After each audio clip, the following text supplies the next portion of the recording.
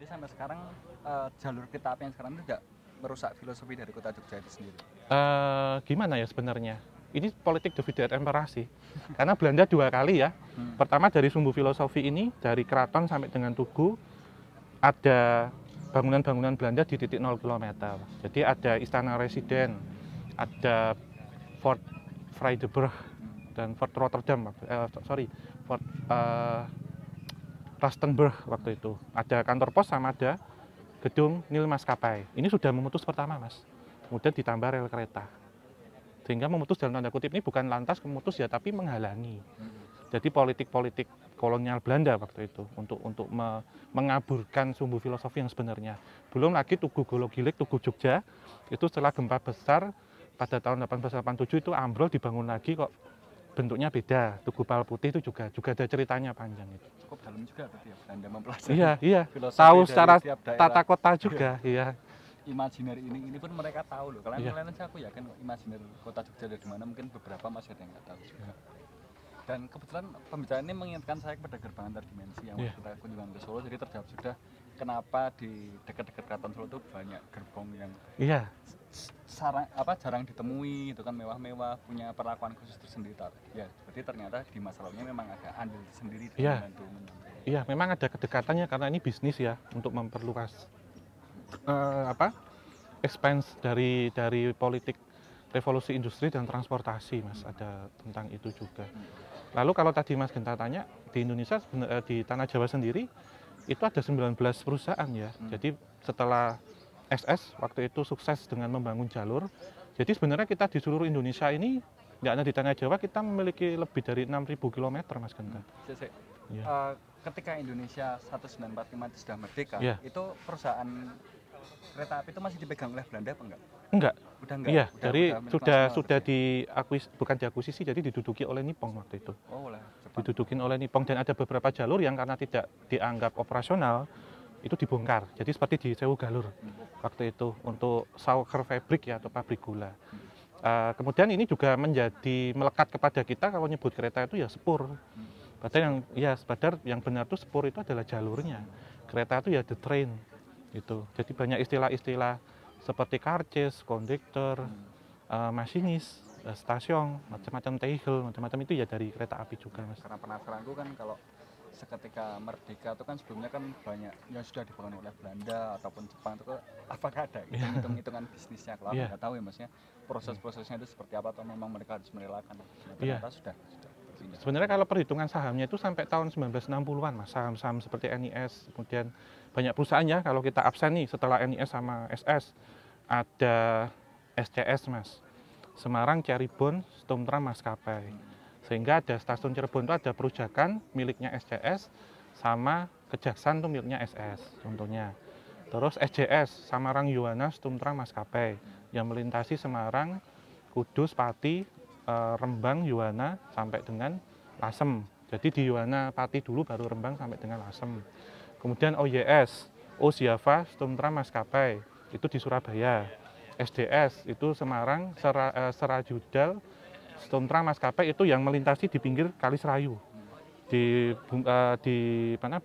Banyumas, di Purwokerto sampai dengan Wonosobo.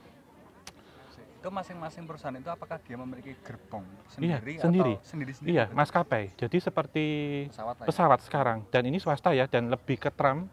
Karena spur sama tram itu berbeda. Tram itu lebih simpel, Mas, lebih kecil. Tram uap waktu itu. Dan masih banyak sih, Mas, ada PBSM, Probolinggo Stumtram Maskapai. Kemudian ada MSM, Malang Stumtram Maskapai, ada MT, Madura Stumtram Maskapai. Di Madura juga ada jalur kereta.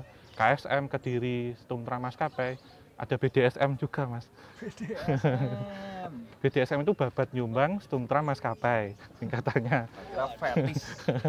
Fetis bungkus. Terus mana lagi, ada SOTM Sulus Tramway Maskapai, ada tram-tram BEM, ada NITM.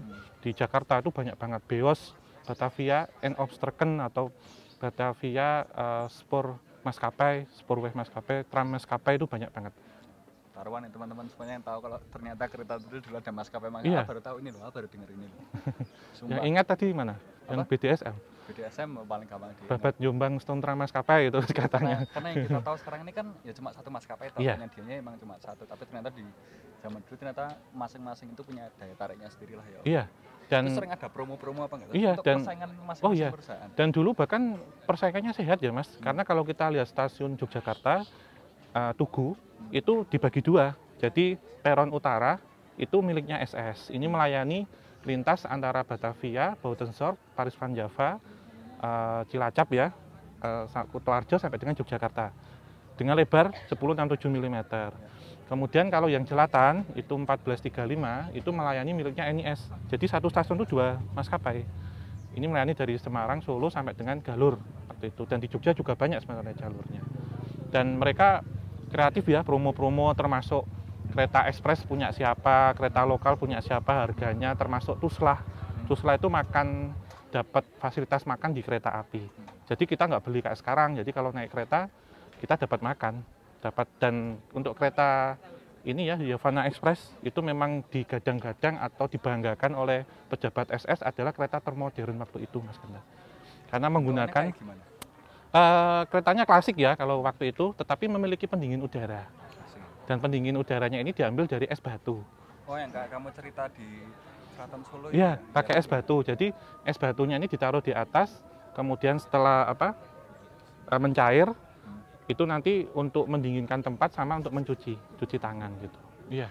Jadi itu keretanya spesial Mas, karena sangat tepat waktu, karena berangkat dari stasiun Surabaya Kota, Stasiun Semut itu sore hari, ya seperti jadwalnya kereta biru malam ya Bima, jam 5 sore, dan dijadwalkan sampai Jakarta, sampai Tanjung Priuk itu setengah 6 pagi, karena untuk mengejar kapal jam 7 pagi yang berangkat ke Belanda. Jadi on time. Dan ada pesawat-pesawatan gitu. Iya, dan ada ini Mas, ada gerbong untuk tidur. Jadi SAB sama SABA, gerbong A ya, sama gerbong B itu tempat tidur. Jadi kalau kita naik kereta itu bisa tidur di dalam, kayak seperti hotel berjalan lah, Eropa lah. Sekarang ada nggak sih? Nggak ada. Nggak ada. Teman-teman, mungkin ini sekilas pembahasan kita di episode yang pertama kali ini. Pembahasannya tentunya akan menjadi sangat-sangat panjang ya. Iya. Kita baru ngobrolin awal mula kereta api itu ada. Nanti kita akan membahas tentang kantor terbesarnya di mana, Iya. stasiun-stasiun Terindah. Iya. titel-titel tersendiri di mana, atau mungkin jalur-jalur favorit itu di mana. Mungkin buat teman-teman para penggila jalur transportasi kereta api mungkin bisa komen dari sekarang jalur favorit kalian itu mana. Iya, iya. Menurut view pemandangan yang punya kesan tersendiri itu di mana? Iya, nanti untuk segmen berikutnya kita akan bahas salah satu gedung yang terkenal di Kota Semarang. Ya. Nanti kalau ada komen kok nggak ke sana ya, piye ya kalau diomong ya isinya angel gitu aja. Isinya susah. Iya. Ya panjang, nanti enggak, daripada nggak upload nanti ditagih kapan Om Jawa Traffic Besi ya gitu. Lagi pandemi, Iyalah. syuting di situ. Cari yang gampang gitu. Buat teman-teman mungkin ini adalah sekilas pembahasan kita, cukup panjang atau cukup pendek, yaitu semoga bisa memberikan sebuah pembelajaran baru untuk kalian.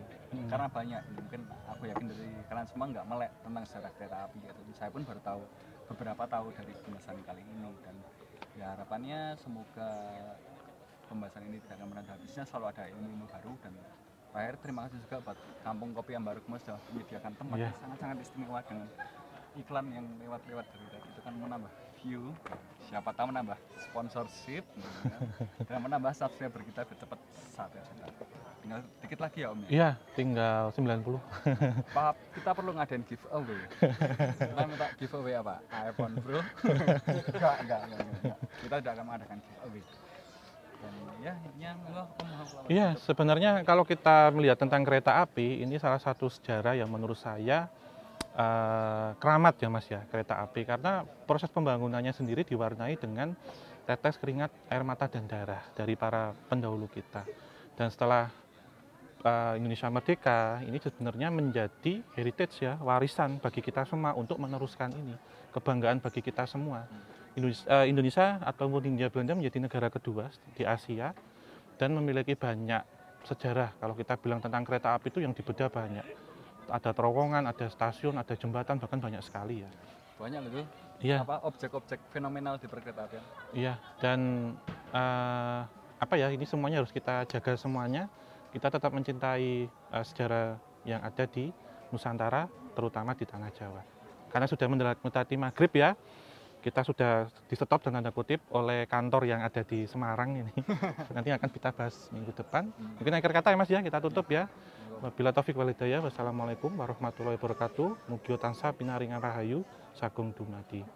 Tot volgende week allemaal. Goodbye. Nah, artinya itu. Ya, tot volgende week allemaal tuh sampai jumpa minggu depan Ya, see you semuanya. later. Teman-teman, jadi terima kasih.